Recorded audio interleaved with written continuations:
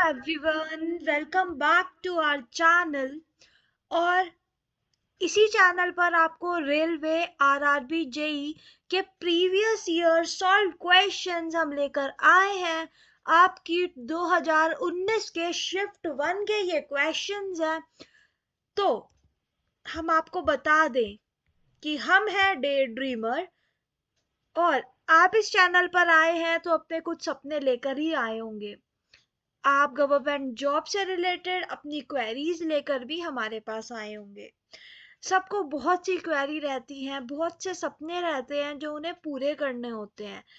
तो day dreamer ये वो चैनल है जहाँ पे आपके सारे सपने पूरे हो सकते हैं और हम पूरी कोशिश करेंगे कि आपके सभी सपने पूरे हों।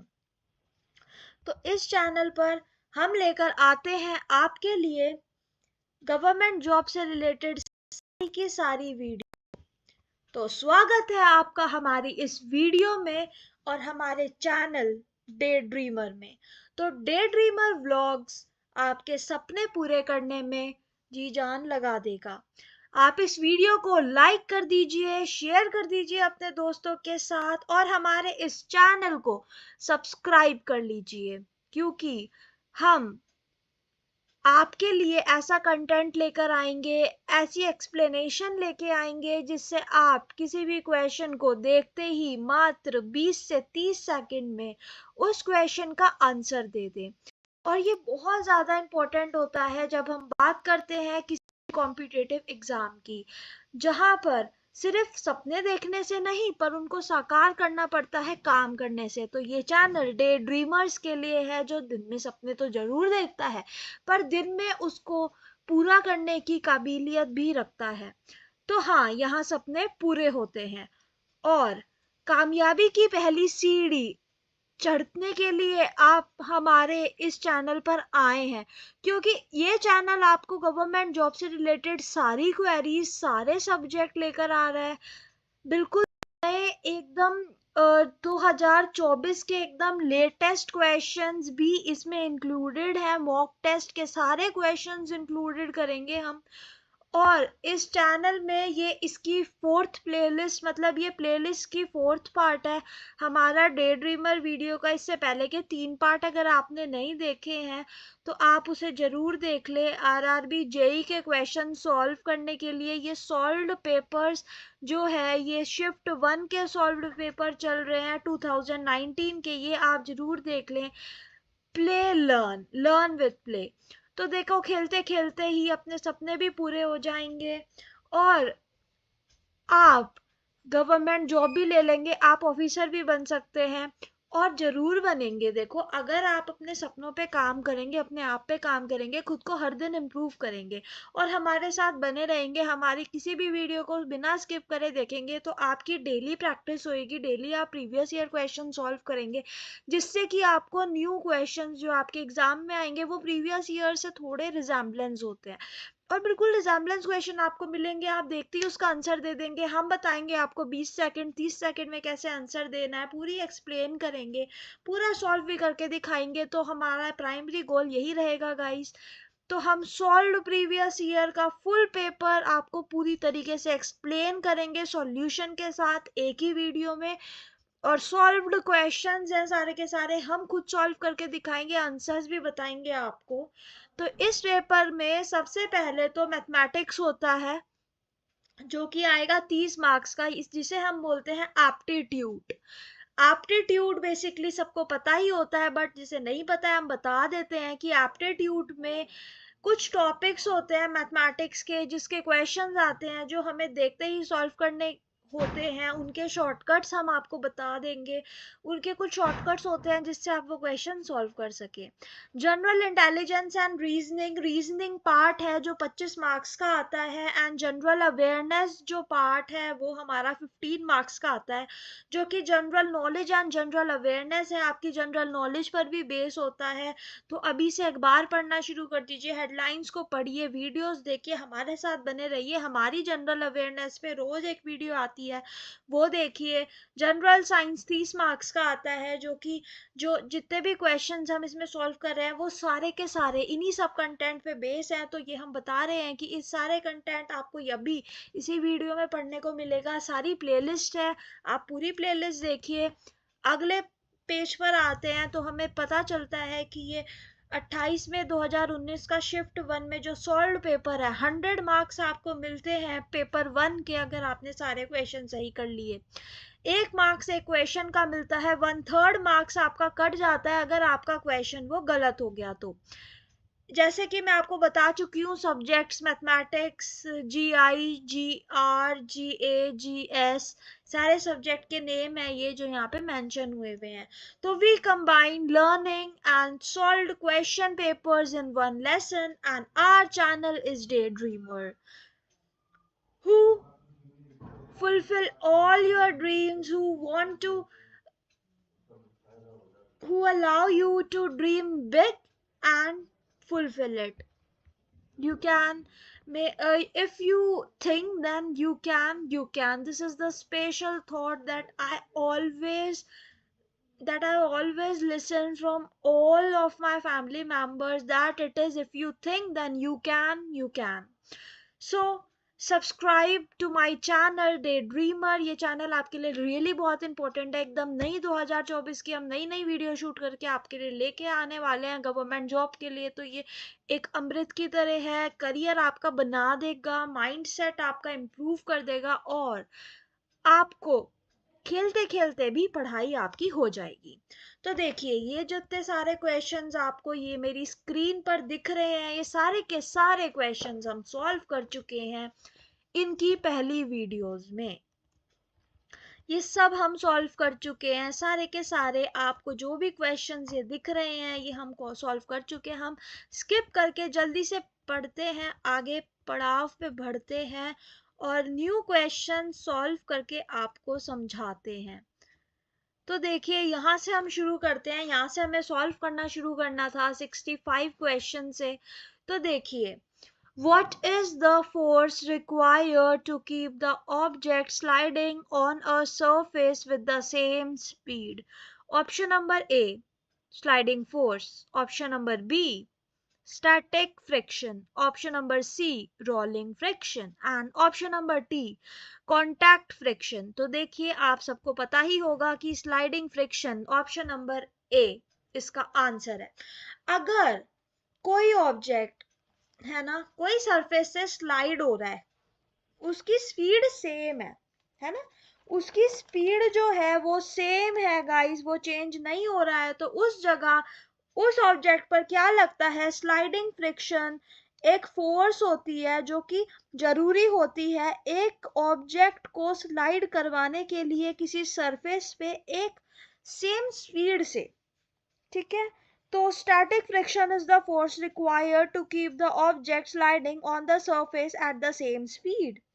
It is the resilient created, मतलब ये देखिए ये जो है ये क्या करता है, एक रेसिस्टेंट क्रिएट कर देता है दो ऑब्जेक्ट्स के बीच में जो कि स्लाइड होते हैं एक दूसरे के ऊपर से। रेजिस्टेंस आता है कौन सा, स्लाइडिंग फ्रिक्शन। अगले क्वेश्चन पर आ जाते हैं, choose the alternative that best replace the question mark in the given figure. तो ये वो क्वेश्चन मार्क है, मैं सर्कल कर देती हूँ यहाँ पे, कौन सा आएगा, नंबर 4, 3, 5, 6 ये हमसे पूछ रहा है। तो अगर मैं इस पहली रो पे जाती हूँ तो मुझे दिख रहा है 5, 3 को माइनस करने से 2 आ रहा है ना, और 5 और 6 को माइनस करने से 1 आ रहा है, तो मुझे रिजेम्बलेंस दिख रही है कि क्वेश्चन मार्क की जगह 4 आएगा। Option number A is the correct answer. क्या आपको ये समझ आ गया है? अगर आपको ये समझ आ गया है तो आप हमें कमेंट करके जरूर बताएं और इस वीडियो को लाइक कर दें, शेयर कर दें अपने सभी दोस्तों के साथ जो आपके साथ आरआरबी जेईई का पेपर देने वाले हैं, आईबीपीएस पीओ का पेपर देने वाले हैं, जो भी कामयाब होना चाहते हैं, गवर्नमेंट जॉब लेना चाहते हैं, या फिर जो भी जीके या फिर इन सब चीज़ों में इंटरेस्टेड हैं, जनरल साइंस में अवेयरनेस में वो अवेयर रहना चाहते हैं, उन सभी लोगों के साथ ये वीडियो ज़रूर शेयर करें। अगला 67th क्वेश्चन जो आपकी स्क्रीन पर है मैं उसे बताती हूँ. ई शक्ति, a project on digitization of self-help group was launched by option A RBI, option B IMF, option C SEBI and option D NABARD, NABARD. सो इसका आंसर क्या हो सकता है? जल्दी जल्दी से कमेंट कर दीजिए. इसका आंसर क्या हो सकता है बताइए आप हमें. Option number D is the correct answer. कैसे हम आपको बताते हैं. E Shakti, a project on digitalization of self help group was launched by NABARD NABARD in 2015. 2025 में 2015 में 2015 में ये लॉन्च हुआ था. It is a strategic step towards the leveraging SHGs for easy access to affordable created by the poor through the medium of technology. तो क्या हुआ था ना गाइस, ये लॉन्च हुआ था 2015 में. ओवरऑल ई शक्ति played a crucial role in promoting financial inclusion and empowering women in rural area through SHG models. अगले क्वेश्चन पर आते हैं. That is question number 68. What is the nature of commonly used toothpaste? Option number A is neutral, option B is acidic, option C all the options and option D is basic. तो आप खुद बताइए आपके toothpaste का nature कैसा होगा. क्या वो न्यूट्रल होगा? क्या वो एसिडिक होगा? मतलब आप अपने टूथपेस्ट को अपने मुंह में रखेंगे और आपका मुंह जल जाएगा. क्या वो एसिडिक होगा? या वो बेसिक होगा, आपका मुंह नहीं जलेगा? बताइए. या ऑल द ऑप्शन, अब जल जाएगा नहीं जलेगा, ये तो ऑल द ऑप्शंस तो देखिए नहीं हो सकता है ना. ये तो बिल्कुल भी नहीं हो सकता. एसिडिक भी नहीं हो सकता. Maybe it can be neutral, पर द ऑप्शन इज बेसिक. तो हम आपको बता दे रहे हैं the nature of the commonly use toothpaste is basic and acidic environment will cause tooth enamel.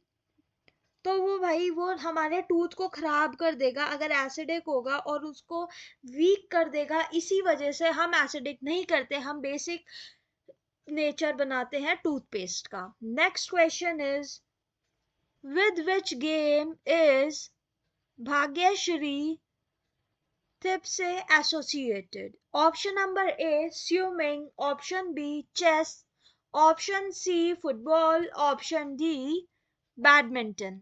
तो जल्दी जल्दी से कमेंट में इसका आंसर बता दीजिए, साथ के साथ हमें कमेंट कर दीजिए. आपने अगर जनरल नॉलेज थोड़ी पढ़ी होगी, थोड़ा देखा होगा, आपको पता है स्पोर्ट्स के बारे में, तो आपको इसका आंसर इजीली आ जाएगा. बाकी लोगों को हम बता देते हैं. इसका आंसर है बी चेस. तो Bhagyashree is associated with chess. She is an Indian chess player holding the title of Women International Master. S. Vijayalakshmi is the Indian first woman grandmaster in chess. The game of chess was originated in India. Wilhelm the First world champion, also known as father of modern chess. तो देखिए इस information के साथ आपको ये सारी information जो हम दे रहे हैं इसको अपने साथ गैदर करना है, अपने माइंड में रखना है, और जब आप अपना पेपर देने जाओ तो उस इंफॉर्मेशन को पेपर में यूज करना है. तो क्वेश्चन नंबर 65 का आंसर है ए. क्या हमारा आंसर सेट बैठ रहा है? बिल्कुल सही. क्वेश्चन नंबर 66 का आंसर है A. Yes, answer is 4. A is the correct. 67 is D. Yes, it is NABARD NABARD. And 68 answer is D. And 69th is B. Is I am correct? Yes. I had written chess. That is correct. Now moving to the next question. That is question number 70. That is perfect square numbers ending with 1 perfect square numbers ending with 1 will have their square roots ending in option number A 9 only, option B 1 only, option C 1 or 9, option D 3। तो जल्दी जल्दी से comment कर दीजिए। इसका answer है option number सी 1 और 9। तो देखिए पहले अगर किसी को ये क्वेश्चन समझ नहीं आया तो मैं आपको बता देती हूँ भाई स्क्वायर रूट। अब देखो परफेक्ट स्क्वायर, तो perfect square number ending with 1 will have their square roots ending in 1 or 9। ठीक है, परफेक्ट स्क्वायर नंबर जो कि 1 से एंड हो रहा है उसका जो स्क्वायर रूट है वो या तो 19 होगा, जैसे कि 19 का जो स्क्वायर है ना, 19 का जो स्क्वायर है वो किस चीज से एंड होता है 1 से। या फिर हम परफेक्ट स्क्वायर मान रहे हैं 11 का जो स्क्वायर है, 11 का स्क्वायर क्या होता है 121, ये किससे एंड हो रहा है 1 से। तो the perfect square numbers ending with 1, ये 1 से एंड हो रहे हैं, perfect square numbers will have their square roots ending in, इनका स्क्वायर रूट किससे एंड हो रहा है 1 से या फिर 9 से। अगला क्वेश्चन हम करते हैं which potential leader was popularly known as Chacha? Option A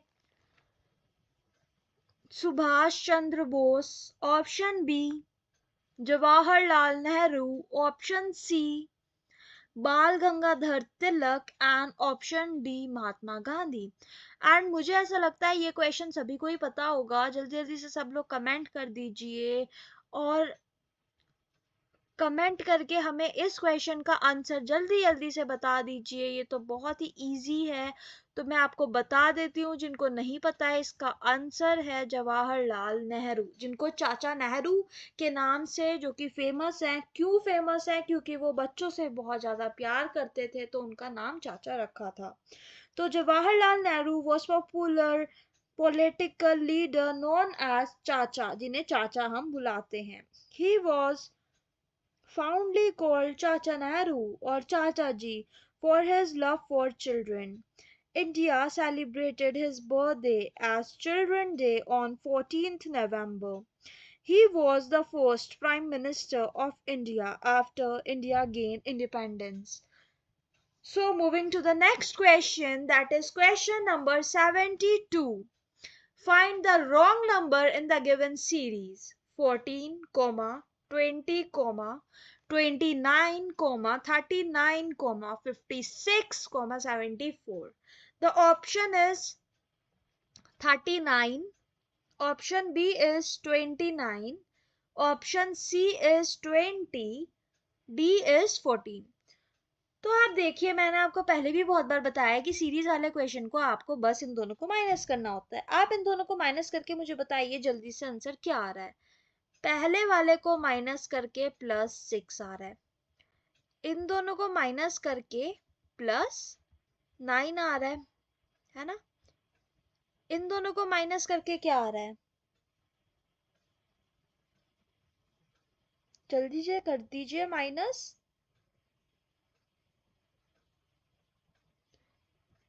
इन दोनों को माइनस करके क्या आ रहा है 10 आ रहा है। ठीक है, आप इन दोनों को माइनस करिए, क्या आएगा 18 आएगा +18। अब आप देखिए 6 9, 6 और 9 आ रहा है ना, 6 और 9 के बीच में डिफरेंस करिए +3 का डिफरेंस आएगा, है ना।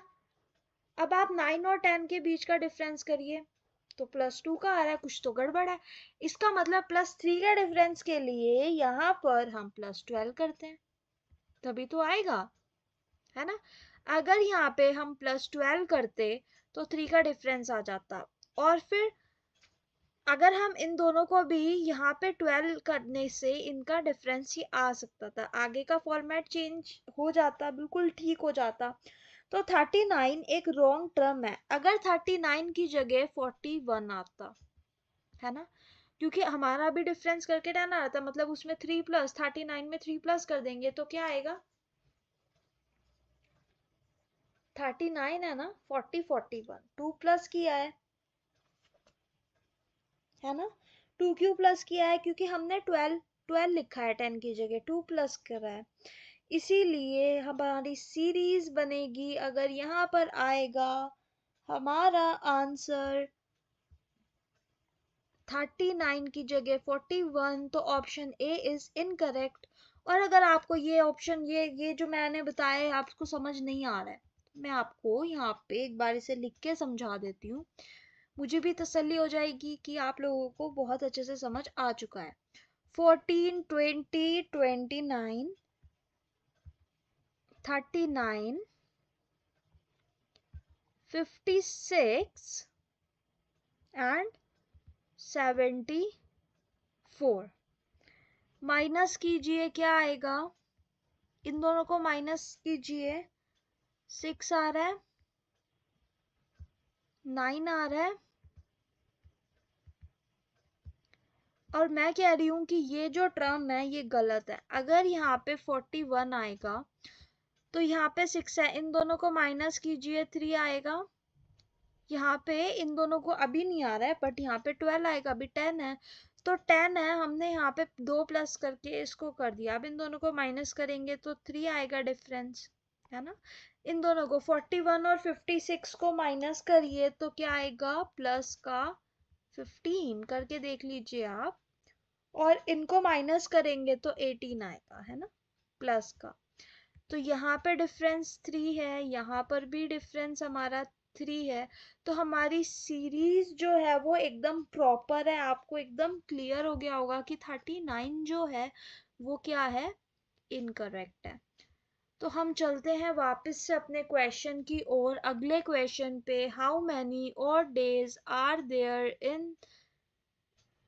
इन द, एक minute, in the first 2000 years, पहले 2000 ईयर्स में कितने और डेज हैं।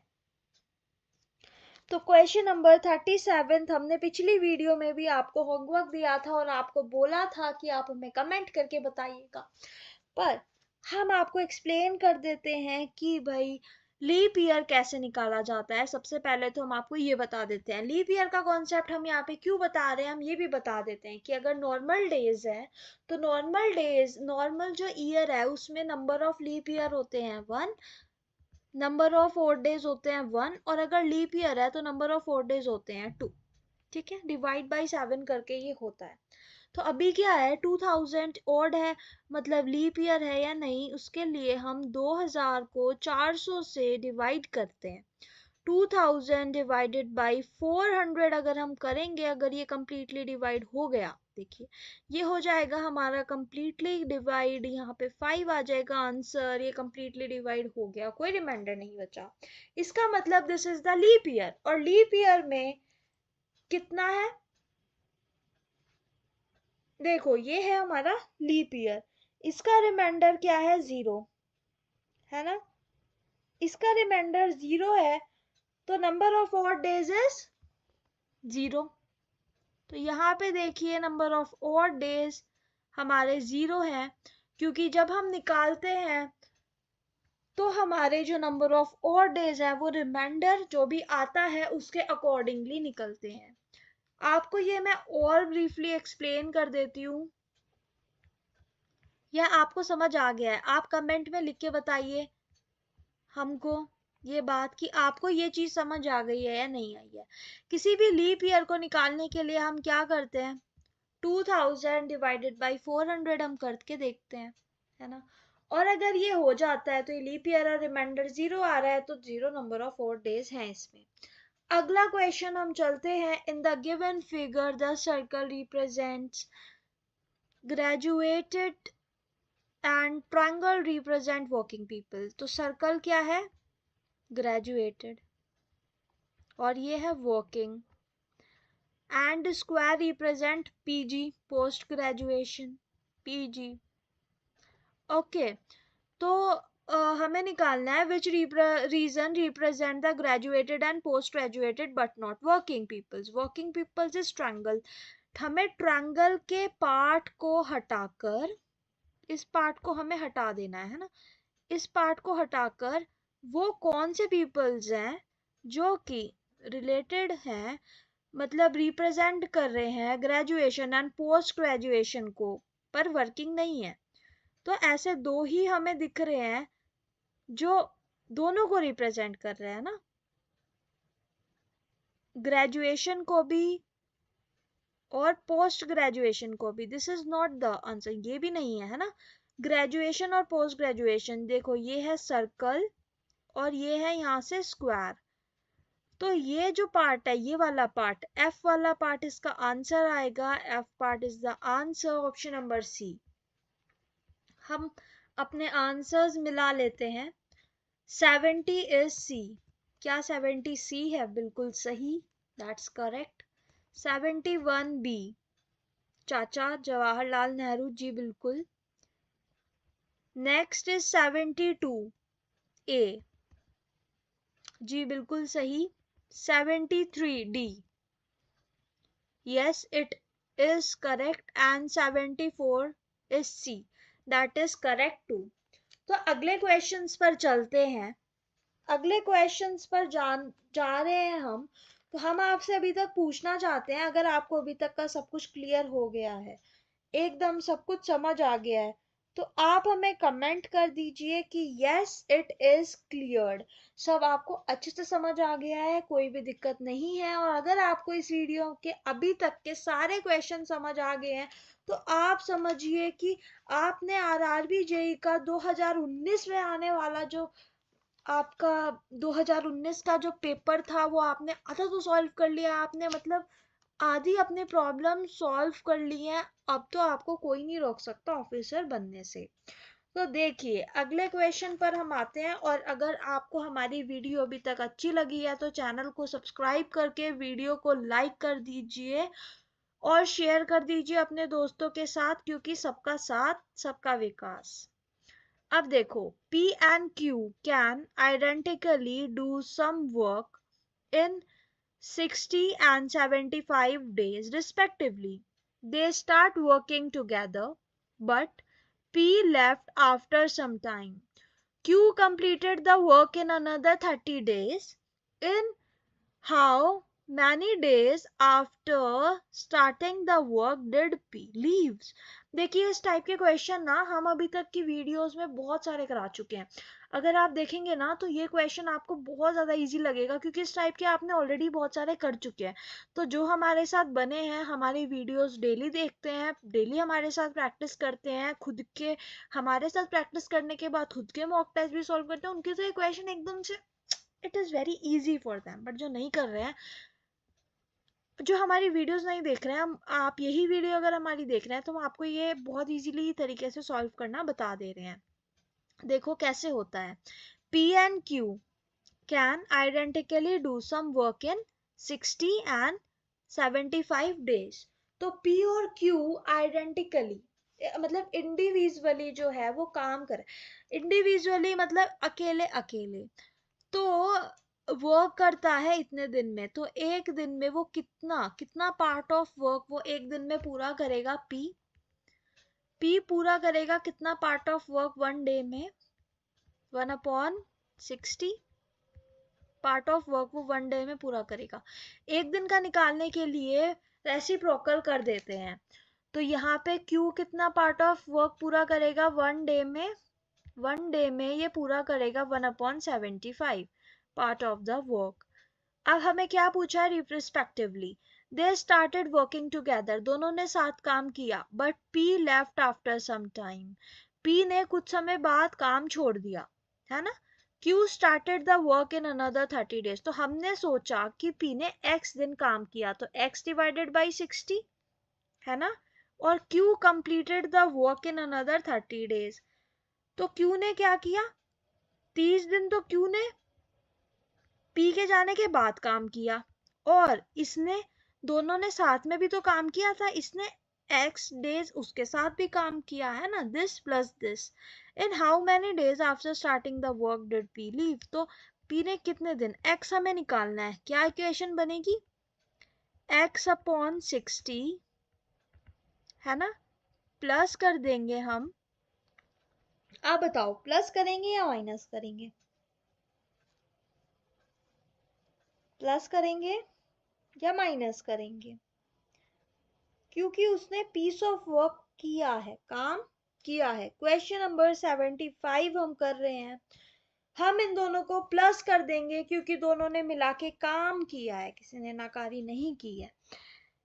x प्लस 30, देखिए मैं दूसरे पेज पे ये लिखूंगी वरना यहाँ पे हम काम अगले क्वेश्चंस कैसे सॉल्व कर पाएंगे, इसीलिए मैं इसे यहाँ से रब करके इस इक्वेशन को अगले पेज पर लिखूंगी।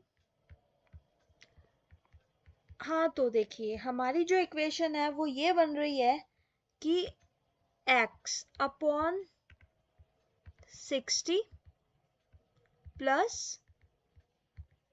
x plus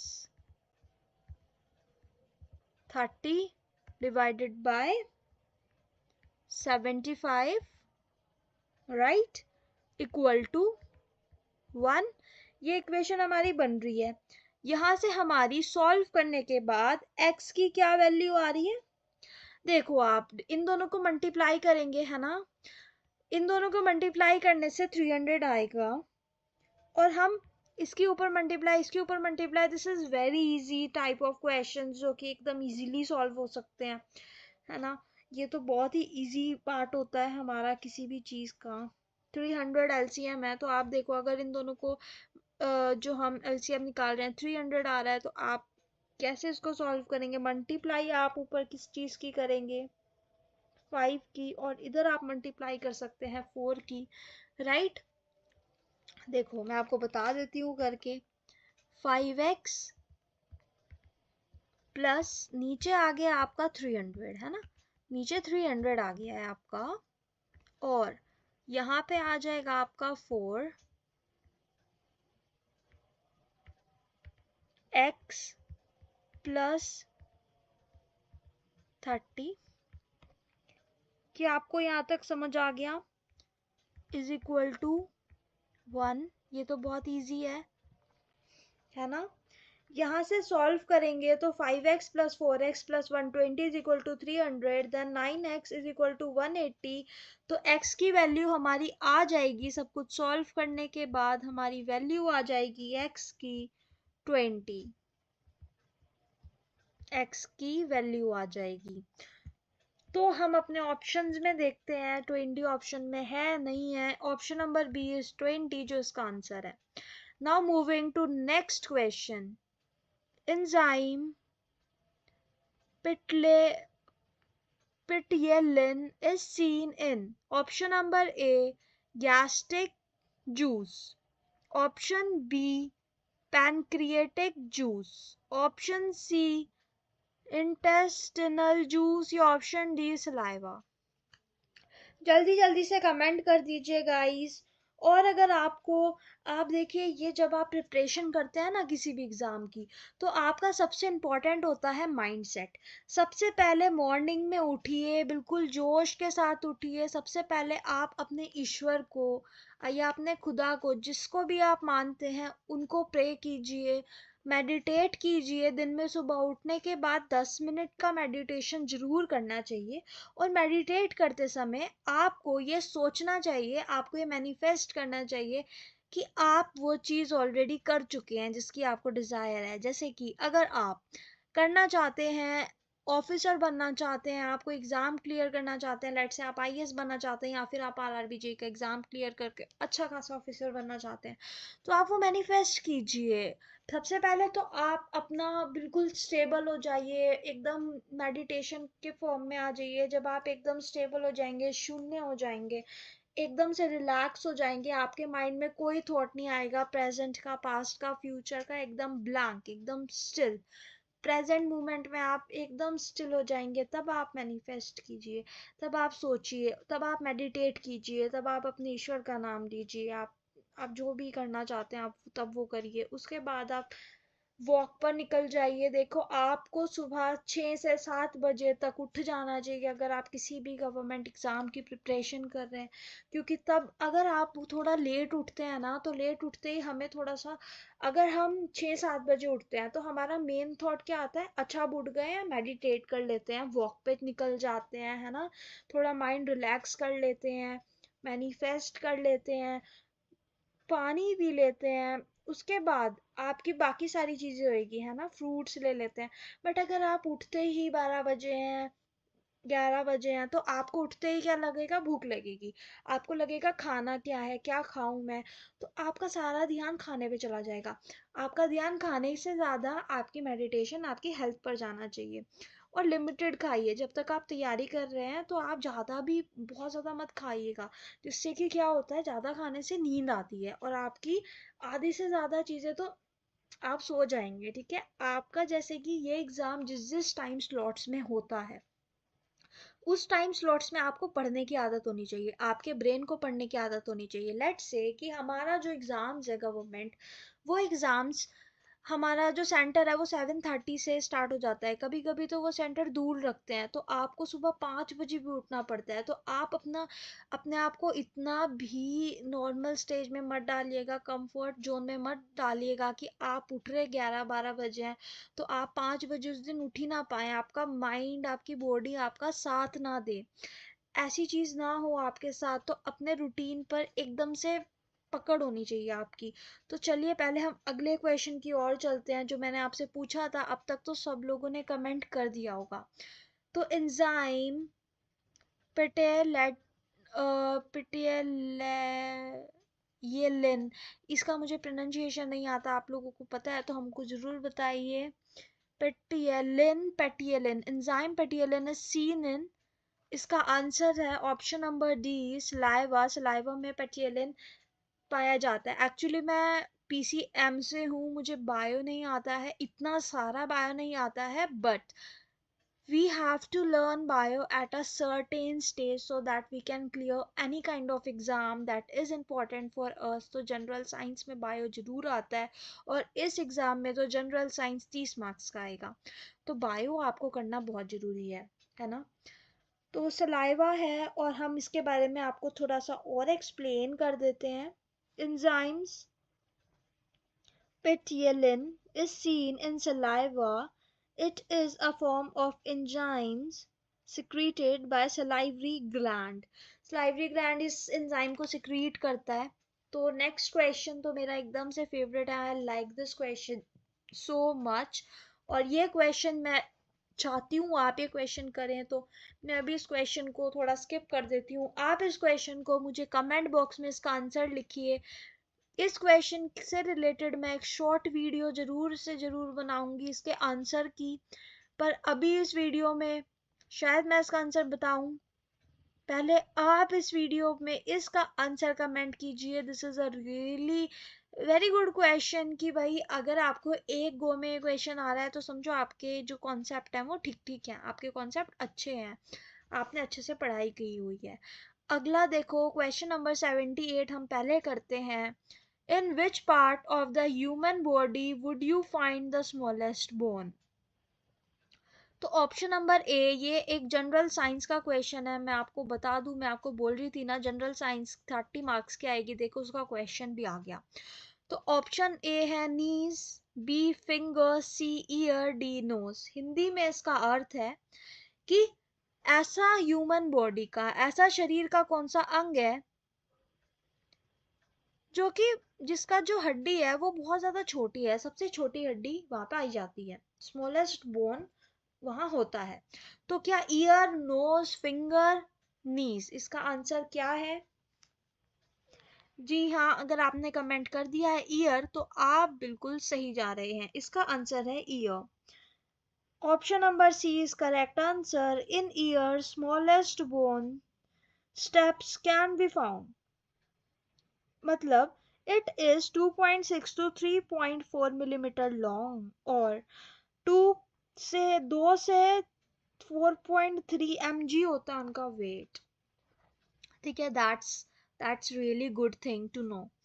Next question is, in this question we two statement are given followed by two condition. देखिए इससे पहले वाला क्वेश्चन जो ये है, in which part of the human body would you find the smallest bone. हम में से आधे लोगों को तो ये बात पता ही नहीं होगी कि कहाँ पे स्मॉलेस्ट बोन पाया जाता है, बट हम में से लोगों को, कुछ लोगों को ये बात नहीं पता है. इसका मतलब ये नहीं है कि ये बात ट्रू नहीं है. इसीलिए ही मैं आपको बोल रही हूँ कि अगर आपको मैनिफेस्टेशन के बारे में नहीं पता, अगर आपको नहीं पता है कि हमें मेडिटेट करते करते जब आप अच्छे से अपने आप को रिलैक्स फील करें तब आपको अपने गोल्स के बारे में सोचना चाहिए. That is what the meditation is. और ये हमारी नॉर्मल लाइफ में भी बहुत काम करती है. अगर आपको ये नहीं पता है कि ये कैसे काम करती है, इसका मतलब ये नहीं है कि वो चीज़ काम नहीं कर रही है. वो चीज़ ज़रूर से ज़रूर काम करती है. अगर आप अपने बारे में या किसी के भी बारे में नेगेटिव बोल रहे हैं तो आप नेगेटिव वाइब्स छोड़ते हैं और आपके साथ वही नेगेटिव चीज़ होने लग जाती है जो आप बोलते हैं, जो ऐसा आप फील करते हैं. अगर आप पूरे टाइम हैप्पी रहेंगे, पॉजिटिव बोलेंगे अपने लिए, दूसरों के लिए, तो आपका ऑरा भी पॉजिटिव होगा, शुद्ध होगा और आप खुद को भी पॉजिटिव पर्सन की तरह ट्रीट कर रहे हैं, दूसरों को भी पॉजिटिव फील करा रहे हैं. आपके पास और लोग भी आएंगे, अट्रैक्शन आपकी बढ़ेगी, आप लोगों को अट्रैक्ट कर पाएंगे अपनी ओर, और तो और आपकी बात में वजन भी होगा. और इसके साथ साथ आप जो ये मेडिटेट करते हैं इससे तो बॉडी, माइंड और हमारी सोल एकाग्रह में काम करने लग जाती है. और ये बहुत ज़्यादा इम्पोर्टेंट है. हमारी जो सेंसेस होती हैं, अगर वो सारी सेंसेस एकाग्रह में काम करें, मतलब सारी सेंसेस एक ही डायरेक्शन में काम करें, जैसे कि हमारा माइंड स्थिर हो, हमारा माइंड, हमारा मन वही एक ही काम करे जो हम कर रहे हैं उसी के डायरेक्शन में अगर हम सोचें करें तो हम ज़्यादा अच्छे से जल्दी कामयाब हो जाएंगे. तो इसीलिए ही मैं आपको बता रही हूँ. अगर हमें नहीं भी पता था कि जैसे कि एक छोटा सा एग्जांपल है कि बिजली कैसे काम कर रही है, हमें ये बात नहीं पता कि बिजली कैसे काम कर रही है, पर इसका मतलब ये नहीं कि बिजली नहीं है. बिजली है जो कि बल्ब को जला भी रही है. आपके अभी जिस कमरे में आप बैठे हो उस कमरे में रोशनी है, किसकी वजह से? उस बल्ब की वजह से. और वो बल्ब कैसे काम करता है? बिजली की वजह से. बिजली कैसे काम करती है आपको नहीं पता, पर वो अपना काम कर रही है. आपके ना पता होने से या पता होने से उसका काम नहीं बंद हो जा रहा है. इसी तरीके से आपको अगर नहीं भी पता, इसका मतलब ये नहीं है कि वो चीज़ें प्रेजेंट नहीं है. वो चीज़ें प्रेजेंट है, दे कैन बी प्रेजेंट ना. और आजकल तो ये भी बोला जा रहा है कि जैसे कि हमें पता है कि 3 डायमेंशंस होती हैं, है ना. 1 dimension, 2 dimension and 3 dimension. 3 dimension is 3D figures होती हैं, है ना. हो सकता है 4th डायमेंशन भी हो, मे बी, क्योंकि हमारे पास एक एक भगवान है जो कि हमें हमेशा देखता है, पर हम उन्हें नहीं देख पाते हैं ना. हम तो भगवान को कभी देख नहीं पाते हैं, तो हमें कैसे पता है वो हमें हमेशा देखते हैं? हो सकता है एक और डायमेंशन से वो हमें देख रहे हो जो डायमेंशन के बारे में हमें ना पता हो. तो हमेशा चीज़ों को एक्सप्लोर करके ओपन माइंड के साथ पढ़ना चाहिए. तो आइए चलिए अगले क्वेश्चन की ओर. 79th question is, in this question two statement are given followed by two conclusions. Choose the conclusion which best fit logically. तो statement is, some bags are chocolate. ये स्टेटमेंट, इस टाइप का क्वेश्चन ना हम पहले भी कर चुके हैं. मैं आपको तभी तो बोल रही हूँ, जब आप प्रीवियस ईयर सॉल्व करते हैं ना तो आप समझो अपना आधे से ज़्यादा काम आसान कर रहे हैं. ये बैग्स है और ये चॉकलेट है. And some cakes are chocolate. ये है चॉकलेट और ये है केक्स, ये ए है, ठीक है, ये केक्स हैं. तो सम केक्स आर चॉकलेट. तो all chocolate bean bags is a possibility. जैसे भी पॉसिबिलिटी आ जाता है तो हम क्या करते हैं, हम पॉसिबिलिटी देखने लग जाते हैं कि भाई ऑल केक्स, क्या सारे केक्स बैग हो सकते हैं? ये एक पॉसिबिलिटी है. मैं तो कहती हूँ बिल्कुल है. क्यों? क्योंकि ये देखो, ये जो है ना केक्स, अगर ये होता कि ऑल केक्स इज बैग तो इसका आंसर नो होता. बट इज अ पॉसिबिलिटी से हमें पता चल रहा है कि जितने केक्स हैं, देखो जितने केक्स हैं वो थोड़े से तो वो चॉकलेट है. हो सकता है ये ऐसे ना होके ये ऐसे डायग्राम हो, है ना, और ये ऐसा डायग्राम हो और ये ऐसा आ रहा हो, है ना. ये बैग्स हैं, ये चॉकलेट है, मतलब ये बड़े वाला ये बैग है, ये वाला चॉकलेट है. और ये अंदर का ये छोटा सा पार्ट है केक ऐसे हो, तो ये तो एक पॉसिबिलिटी हो सकती है, तो दिस कुड बी राइट। अब second, some bags are cake. अब ये स्टेटमेंट है कि सम बैग्स, कुछ बैग्स जो हैं वो केक है। भाई हमें डायरेक्ट दिख रहा है कि कुछ बैग केक्स नहीं भी तो है ना, अभी अभी तो नहीं है, तो इसका आंसर नहीं है। अगर इज अ पॉसिबिलिटी होता तो इसका आंसर हो सकता था, बट ये नहीं है, तो इसका आंसर है B, only condition one follows. है ना, आपको एकदम क्लियर हो गया होगा, क्लियर हो गया है, आपको समझ आ गया है, तो वीडियो को लाइक कर दीजिए, शेयर कर दीजिए और हमारे चैनल को सब्सक्राइब कर दीजिए। तो चलते हैं अगले क्वेश्चन की ओर। हमारा अगला पड़ाव जो कि क्वेश्चन नंबर 80 है। 80 में क्या है आप देखिए, profit percentage earn by selling an article for ₹1920 is equal to the loss percentage when the article is sold for ₹1280. At what price should it be sold if the profit is to be 30%? देखिए this is a really good question, और ये एक अच्छा question है क्योंकि RRB JE के exam stage 1 की हम बात कर रहे हैं, उसका ये क्वेश्चन है। तो profit percentage earn by selling an article for ₹1900 is equal to loss percentage. तो अगले पेज पे आ जाते हैं इसको सॉल्व करने के लिए, और यहाँ से मैं एक फाइल डुप्लीकेट करके अपने यहाँ पे डाल देती हूँ, क्योंकि ये जो पेज है ना ये हमने एक कवर कर लिया था, ये सॉल्व कर लिया है, और इसको सॉल्व करने के लिए मैं यहाँ पे कर रही हूँ। तो मैं आपको बता दूं कि मैंने कॉस्ट प्राइस, एक आर्टिकल का कॉस्ट प्राइस हमने ले लिया x, हमें नहीं पता कॉस्ट प्राइस क्या है, हमने x ले लिया। तो क्वेश्चन के अकॉर्डिंग प्रॉफिट परसेंटेज, प्रॉफिट की जो परसेंटेज है वो किसके इक्वल है, जो प्रॉफिट की परसेंटेज है वो लॉस परसेंटेज के इक्वल है। और ये कैसे निकाला जाता है, आपको प्रॉफिट परसेंटेज का फॉर्मूला पता होगा। प्रॉफिट परसेंटेज का फॉर्मूला होता है, उसको बताने से पहले मैं आपको पहले एक बार क्वेश्चन बता देती हूँ फिर से। The profit percentage earn by selling price of N article for rupees this, क्या दिया है, selling price of an article, है ना, इतना है, is equal to the loss percentage when the article is sold, selling price दिया गया है, at what price should it be sold, जब हमारी परसेंटेज 30 हो। तो देखिए हम यहाँ सॉल्व कर रहे थे, तो हमारा प्रॉफिट परसेंटेज कैसे निकलेगी, 1920 जो कि सेलिंग प्राइस दिया है, selling price minus cost price upon cost price into 100, that is profit percentage. और लॉस परसेंटेज कैसे निकलेगी, देखो भाई, प्रॉफिट, प्रॉफिट कैसा होता है, प्रॉफिट होता है selling price minus cost price, है ना, और लॉस कॉस्ट प्राइस में से सेलिंग प्राइस माइनस करते हैं, तो यही लिखेंगे x माइनस, अब वो हमने कितने में बेचा था, 1280 अपॉन x। नीचे हमेशा परसेंटेज निकालने के लिए हमेशा कॉस्ट प्राइस ही आएगा, इनटू 100 कर दिया हमने, समझ आ गया आपको। अब ये दोनों इक्वल है, अब इनको कट करो, सॉल्व करो और रिलैक्स करो, 100 से 100 कट हो जाएगा, राइट। तो हम इसको कट करके सॉल्व करके आपको दिखा देते हैं, 100 से 100, x से x कट गया, है ना। ऊपर का देखो, ऊपर का x इधर आ जाएगा और ये इधर आ जाएगा, तो 2x की वैल्यू कितनी आ जाएगी, इन दोनों को ऐड करके आ जाएगी 3200, राइट।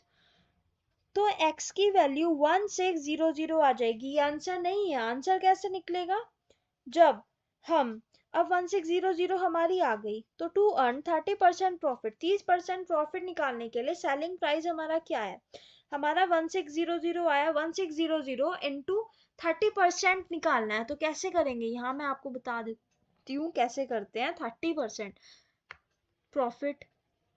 अब हमने कहा था 100 प्लस 30 अपॉन 100, है ना, तो क्या आएगा 130 अपॉन 100, अब जब हम 100 लेके चल रहे हैं, 130/100 हमने ले लिया है ना, ये कितना है प्रॉफिट परसेंटेज 30% के हिसाब से, तो 30% ऑफ हमें क्या निकालना है 1600, यहाँ पे देखिए 1600 इंटू 30/100,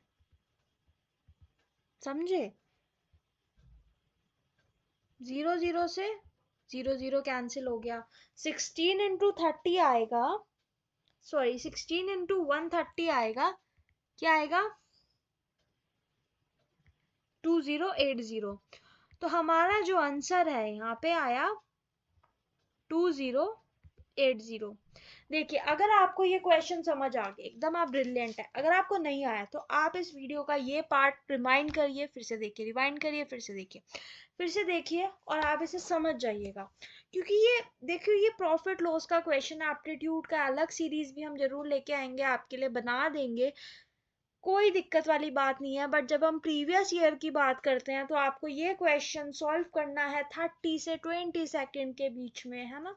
कुछ एग्जाम में आपको इसको सॉल्व करने के लिए 40 सेकेंड भी मिलते हैं, तो आपको जल्दी जल्दी से अपना माइंड चलाना होता है, आप इतना ज़्यादा होल्ड करके नहीं रख सकते हैं चीज़ों को। तो चलिए अब जो क्वेश्चन मैंने आपको कमेंट बॉक्स में आंसर डालने के लिए बोला था, अब उसको सॉल्व कर लेते हैं। If 10.24 into 10.24 minus 10.24 into a plus 0.24 into 0.24 is a perfect square, then find the value of a। ये एक परफेक्ट स्क्वायर है ना। अब देखो ये एक परफेक्ट स्क्वायर है, परफेक्ट स्क्वायर मतलब इसका जो आंसर आएगा ना, तो इसका सपोज ये आंसर आया है ना, आंसर हमने स्मॉल ए से मान लिया, मतलब जो सपोज ये क्वेश्चन है, जो क्वेश्चन था उसका स्क्वायर है इज इक्वल टू ये आंसर आ गया, तो ये एक परफेक्ट स्क्वायर है, समझे आप। इसका अंडर रूट करेंगे तो मतलब ये एक परफेक्ट स्क्वायर है, परफेक्ट स्क्वायर है। तो आप देखिए अगर आपको ये क्वेश्चन ऐसे नहीं समझ आ रहा है, मैं आपको यहाँ पे एक और पेज ऐड करके इसको सॉल्व करके दिखा देती हूँ। डुप्लीकेट स्लाइड हम कर लेते हैं, हम इसको यहाँ पे ले आते हैं और यहाँ पे मैं आपको सॉल्व कर दिखा देती हूँ। तो देखिए ये क्वेश्चन एक अच्छा क्वेश्चन है, हमें गिवन है 1024 इंटू 1024। अगर हम 1024 को 1024 को मान लें ए, स्मॉल ए, और हम मान लें 0.24 को 0.24 को हम मान लें बी, तो आपको समझ आ रहा है यहाँ क्या लिखा है, यहाँ लिखा है a into a square plus B square. अब आप सबको पता होगा माइनस लगा के लिखा है कुछ, है ना, माइनस लगा के लिखा है 1024 इंटू ए, राइट, ये लिखा है। तो अब हमें 1024 इंटू ए इसकी वैल्यू निकालनी है। आपको एक फॉर्मूला पता होगा ए प्लस बी का होल स्क्वायर का फॉर्मूला क्या होता है, ए प्लस बी के होल स्क्वायर का formula A square plus B square plus 2ab, right. और a माइनस बी के होल स्क्वायर का फॉर्मूला क्या होता है, मैं आपको वो बता देती हूँ। a माइनस बी का होल स्क्वायर का फॉर्मूला होता है, ये फॉर्मूला जानना आपके लिए इस क्वेश्चन के लिए बहुत ज़्यादा ज़रूरी है। और आप तो ग्रेजुएटेड होंगे, क्योंकि आप आरआरबी जेई के एग्ज़ाम की प्रिपरेशन करने आए हैं, तो आप ऑलरेडी ग्रेजुएटेड होंगे और ये फॉर्मूला तो आपको ऑलरेडी पता होगा।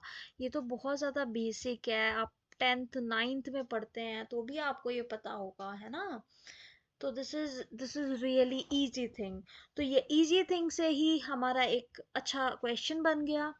देखिए तो मैं आपको बताती हूँ कि हमने a मान लिया इसको, हमने b मान लिया इसको, तो -2ab माइनस का 2ab, इसका मतलब 2ab की जो वैल्यू है वो इसके इक्वल होएगी, है ना। इसका यही तो मतलब हुआ। तो हम यहाँ पे आ जाते हैं और लिख लेते हैं कि हमें क्या सॉल्व करना है। अब हमें सॉल्व करना है 1024 इंटू a। इसकी जो वैल्यू है वो इक्वल है 2 इंटू ए इंटू बी के, और a की वैल्यू किसके इक्वल है 1024 के, इंटू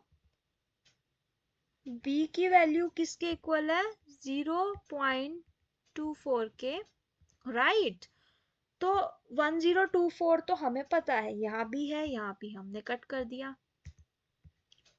इसके साथ कट कर दिया। तो a की वैल्यू जो है वो कितनी आई है 2 इंटू 0.24, राइट। 2 इंटू 0.24, इसका आंसर आ रहा है a की वैल्यू है 0.48, राइट। तो हम अगले पेज पे आपको लिख देते हैं,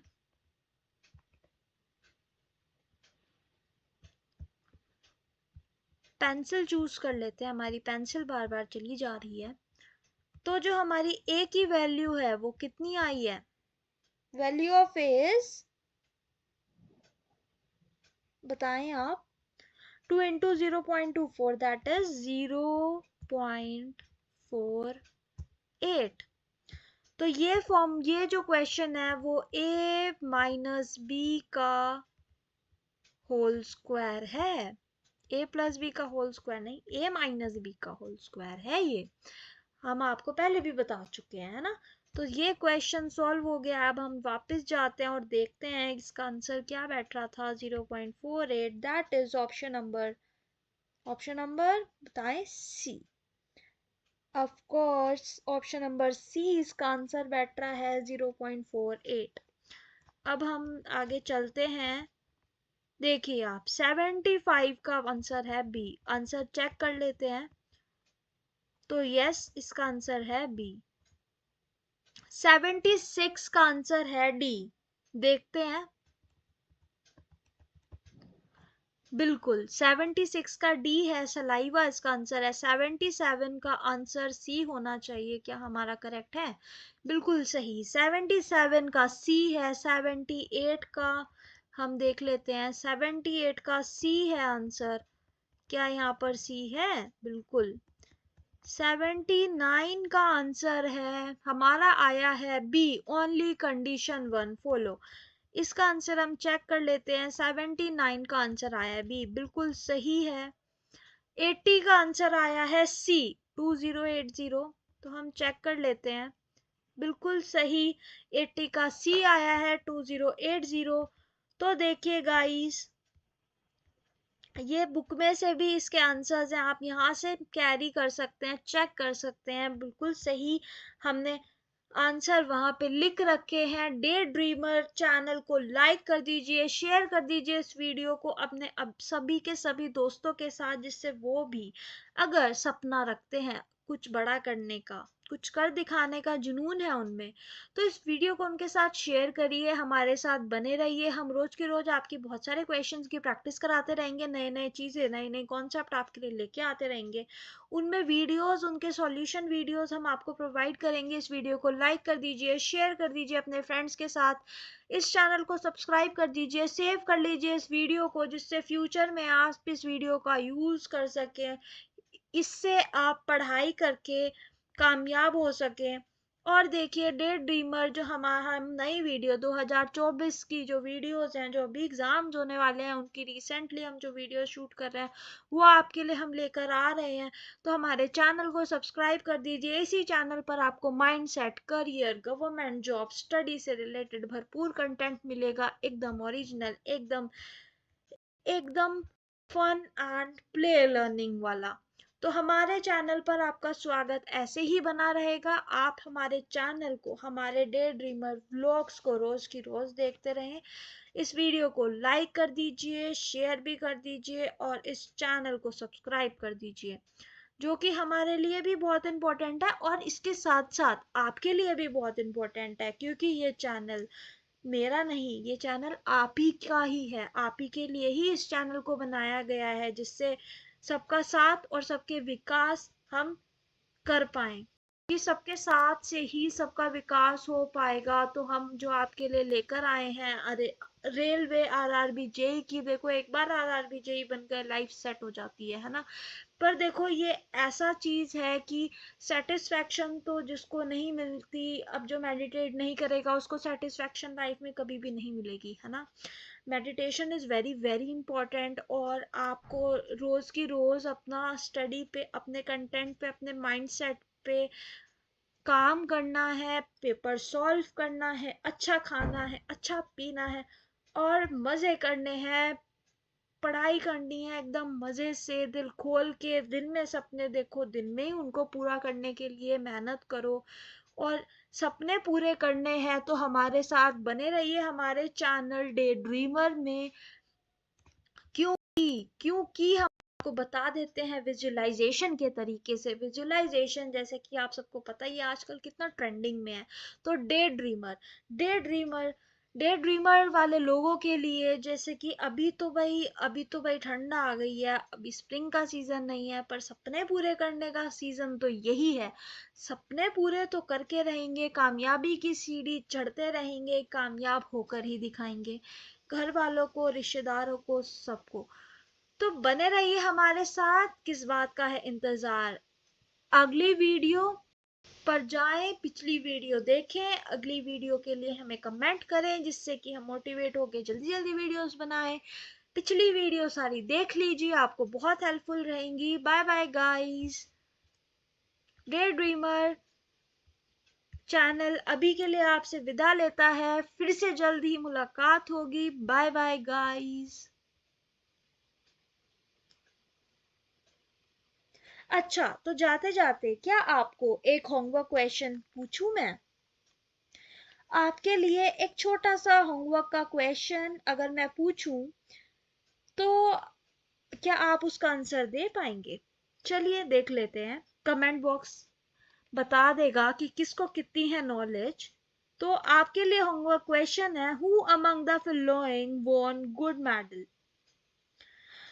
देखिए, अगर आपको हमारे चैनल में बने रहना है तो हमारे साथ बने रहना है, कमेंट करते रहिएगा। आप अपनी क्वेरीज है वो हमसे पूछ सकते हैं, हम उसका आंसर भी जरूर देंगे। तो who among the following won gold medal at Makran cup boxing in Iran 2019?